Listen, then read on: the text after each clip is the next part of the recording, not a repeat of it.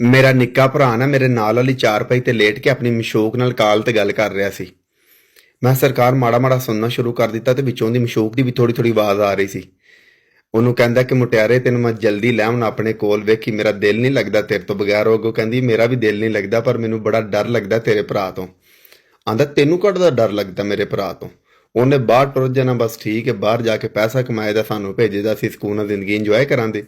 ਉਹ ਕਹਿੰਦੀ ਗੱਲ ਤੇ ਤੇਰੀ ਬਿਲਕੁਲ ਠੀਕ ਹੈ, ਅਸੀਂ ਜ਼ਿੰਦਗੀ ਵਾਕਈ ਬੜੀ ਇੰਜੋਏ ਕਰਾਂਦੇ, ਪਰ ਤੇਰੇ ਭਰਾ ਨੇ ਫਿਰ ਵੀ ਕੋਈ ਨਾ ਕੋਈ ਪੰਗਾ ਪਾ ਦੇਣਾ।